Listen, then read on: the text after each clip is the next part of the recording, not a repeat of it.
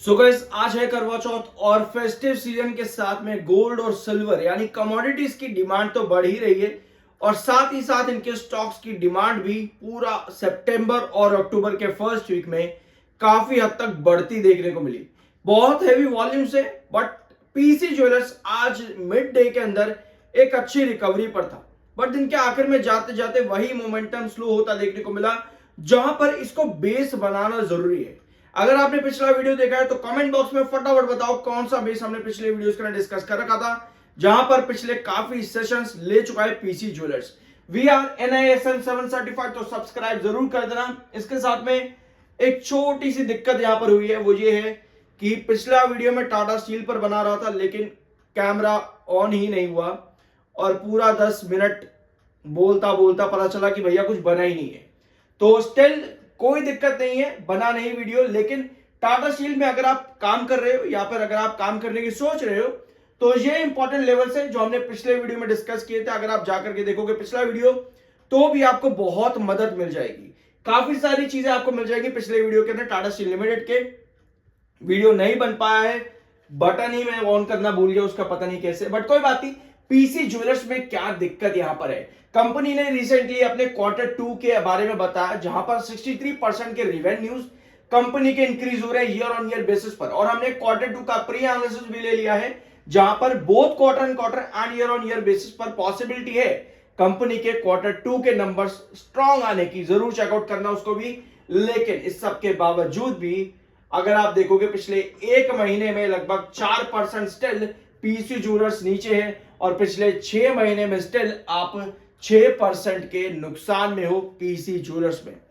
छोटी छोटी रैली और रिकवरी देखने को मिलती है पीसी ज्वेलर्स में, वेराज लॉन्ग टर्म के अंदर मात्र 2-4 रुपए का शेयर आपको बहुत तगड़े रिटर्न दे चुका है।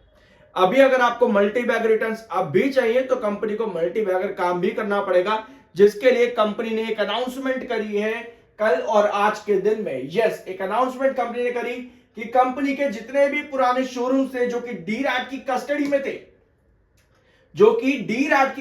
कस्टडी में थे, उनका पोजीशन कंपनी को वापस मिल चुका है, जिसमें आपका आता है करोल बाग की लोकेशन और एक लोकेशन आती है नोएडा उत्तर प्रदेश की, और एक लोकेशन शायद से पीतमपुरा की भी थी शायद कंपनी की।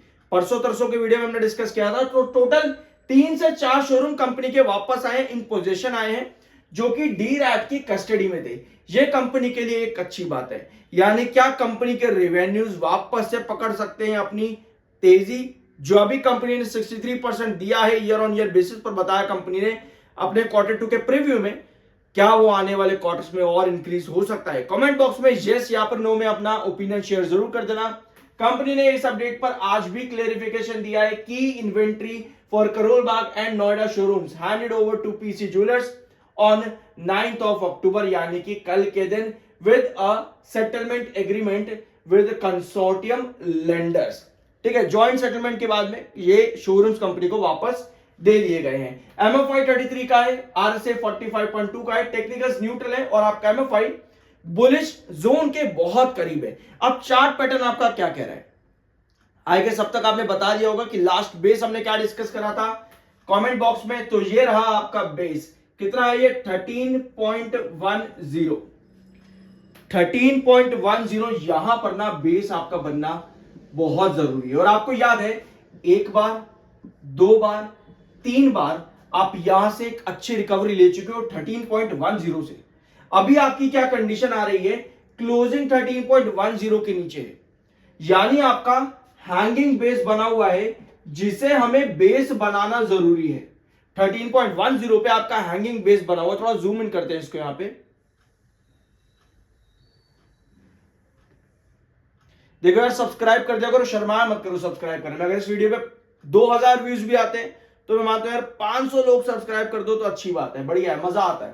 ठीक है, 13.10 का आपका हैंगिंग बेस अभी बना हुआ, आप देख रहे हो 1 सेशन, 2 सेशन, 3 सेशन, 4 सेशन, लगातार पिछले 4 सेशन से आपकी हैंगिंग बेस की सिचुएशन है 13.10 पे। लेकिन दिन के आखिर में जाते जाते आपको सेल ऑफ ही नजर आ रहा है, यानी सिर्फ हैंगिंग बेस बना हुआ है। क्योंकि अगर इस बेस पर आपकी रिकवरी नहीं हो पाती ना, आपका फिर ब्रेकडाउन और बन जाता है शेयर में। अब आज की कैंडल देखो, प्रॉपर सेलिंग आई है, तो अगर कमिंग सेशन में आपकी ये वाली कैंडल फॉर्म नहीं होती, इस तरह की कैंडल अगर आपकी फॉर्म नहीं होती जिसमें नीचे की टेल लंबी हो जो कि बायर को इंडिकेट करे, तो उस कंडीशन पे आप और ड्रॉप हो जाओगे। अगर आपकी ये कैंडल फॉर्म होती है तब आप वापस से 13.10 पर आ जाते हो। लेकिन दूसरी कंडीशन आपकी ये है कि आपकी अगर ऊपर की टेल लंबी हो जाए जो कि 13.10 के नीचे ही रहे, यानी कि डे ट्रेंड के अंदर 13.10 आपका ट्रेंड टच ही नहीं हुआ सेशन के अंदर, तो उस कंडीशन पर आपका ये फॉल बन जाता है टूवर्ड्स 12.20 पे। तो हमें पता है कि हमें क्या कैंडल चाहिए कोई भी सेशन में। देखो यहां पर एक बार ब्लैंक स्क्रीन पे आते इधर, ताकि आपको और क्लैरिटी के साथ चीज समझ में आ जाए। ठीक है, ये है आपका कौन सा ट्रेंड, 13.10, ये आपका 13.10 है और ये आपका 12.20 है। अभी मार्क करते हैं इसको यहां पे 13.10 और 12.20, ये दो ट्रेंड्स आपके पास में है। आज की कैंडल की फॉर्मेशन क्या है कि आप दिन के ट्रेंड, आज के ट्रेंड के अंदर 13.10 के ऊपर तो गए थे, बट दिन के आखिर में आपके पास सेलिंग ज्यादा आई है। हमें यहां पर चाहिए कुछ इस तरह की कैंडल, ये कैंडल हमको यहां पर चाहिए जिसमें डाउन ट्रेंड तो आए लेकिन दिन के आखिर में आपके पास नीचे की टेल लंबी हो जो कि बायर को इंडिकेट करे, तब आपकी कंडीशन क्रिएट होती है वापस से 13.10 पर जाने की।